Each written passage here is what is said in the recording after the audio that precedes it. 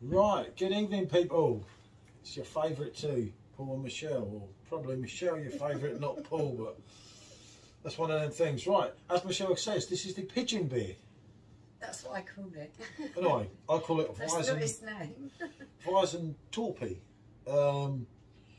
A friend of mine discovered this a little while ago. We've had it on numerous occasions and just never got around to the review. 5.5% volume, numerous places, numerous prices. Sometimes it got dusty. That's where it was sat out there for ages. But the main reason is here because it sat out on the shelf and the shelf got covered with a load of junk. For a little while, it's not expired till the 3rd 22 before you say I'm giving you a dud. Okay. But yeah, let's say we've had this quite a few times, haven't we? Indeed, this is a very, very good beer.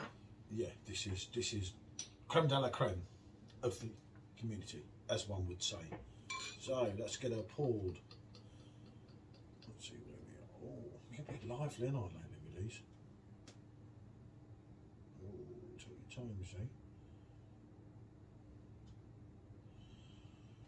Oh, look at that. There you go. Oh, lovely, Paul.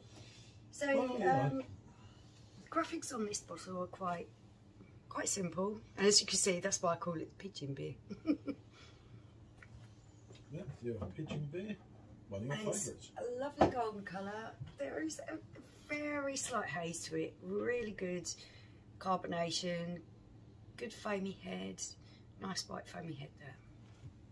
Yeah, it is like a 2-finger head, isn't it? But you know by looking at it, it's not hazy, but it is a yeah. There's a slight haze to it. I've got to learn to do this like this now, haven't I? Otherwise they will look the same. Right, here we go. There's a Beowulf box in the background. I could tell. That'd be free advertising there. Yeah. Should ask them to sponsor me. I doubt they would. Especially after what I said about Brixton Pale Ale. Probably not. Right, go on then. You go on the aroma. You being the professional. Oh, wonderful malts. Lovely, sweet, wonderful malts there. Oh, yeah, it's like breadiness. Yeah. It smells like bread and butter pudding. That smells absolutely lovely.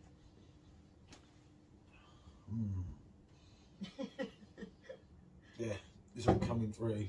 And your clove. Yeah, right, okay. It's been a while. I've held this maybe for 4 months. 3 of the months I didn't know I was holding it. I did actually have 2 of them because I found one down the bottom, but I gave them to my friend, mentioning no names. Yeah. So this was hidden away a bit, so that's how comes it hasn't just been drunk randomly and we're actually getting to review it this time. Although I bet that tastes like joy in a glass, doesn't it? I think try.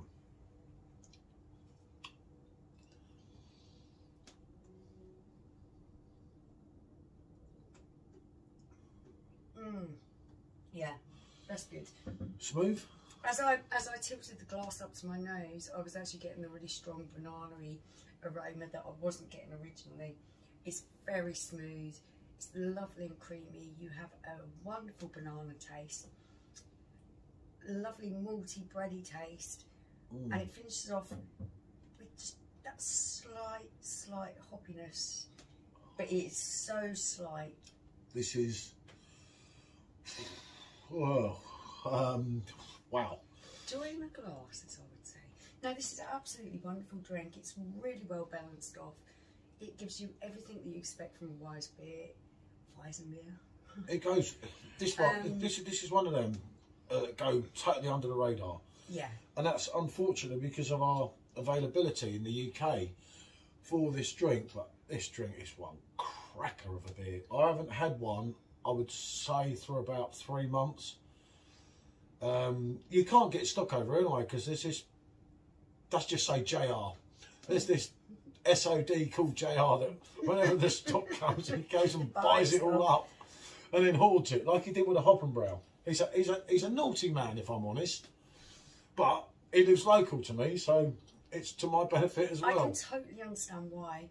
The flavours in this drink are so well balanced. Yeah. Everything is just complementing each other, and the carbonation here is quite slight, isn't it? It's not a heavy carbonation, but it's enough to move them flavours around your mouth so well. nicely.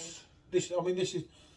I know I've said it before, and I know I've said it more than the 10 times, but this is top 10. Just no doubt about it. You couldn't not say this is top 10. It would be absolutely criminal. It's so mellow. Nothing shouts out at you, but there is so much there that it can't go without being noticed. No, and it's like, I like 5.5, like Paulana is 5.5. It's right in the middle. The 6%. It's not too weak. It's not too heavy. The 6% I find sometimes the Old King gets me. I mean, I love it. I do enjoy the slightly more predominant alcohol drinks because I do enjoy that more robust taste. But this, it doesn't need it. It's already 5.5. You don't want it much more. It carries itself off the same as the 6.2. It really does have that presence of flavour that it doesn't need to be higher in alcohol. Some 6.2s can be dodgy. Yeah, I'm just trying to read something. I will find out some information and try and add some on it. But yeah, this is, wow, right up there. I kind of knew that. This was one where you're not doing it blind. You know, when you do a review blind, and because we choose not to read very often. That's because I can't read very well anyway. I don't want to be jaded by other people's opinions. I want to have my own opinion on something.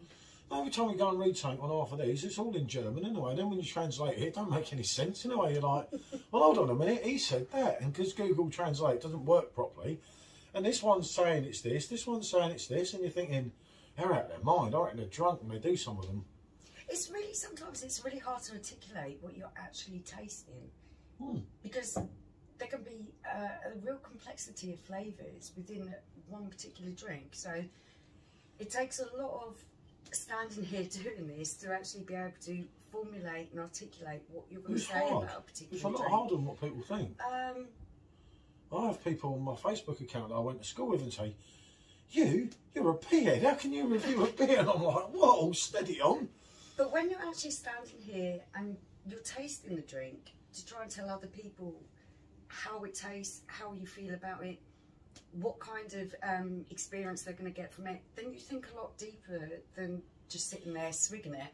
Yeah, no, but we do it even if you're not reviewing, don't we? You're saying, oh, yeah, look, now I should have done that on YouTube. Now I do, because I taste everything, not just for the fact of, oh, I'm drinking an alcoholic drink, yeah, I'm getting into the swing of things. I'm actually tasting it and saying, oh, I can taste this, or I can taste that, or, oh, that's horrible because of this. It opens up a whole new world of actually appreciating what you're tasting. Yeah, but it's not just that. The other thing is, if you think about it, I mean, people pan Facebook and everything, but if you think of Facebook and YouTube, well, especially say YouTube, you look at the knowledge that we've gained from people that we've met on here. Yeah. You know, some people that are personal friends now, some people that are on our Facebook accounts. I have and to give a everything personal shout out to Joff because he is a fountain of knowledge. Oh, well, yeah. He's brilliant. And yeah, we've learnt loads from you and your comments and everything else. They've been absolutely invaluable. Yeah, there's hundreds of people, and there's been so many helpful people. Yeah, I was going to say, that's just one person out of lots of people who have really...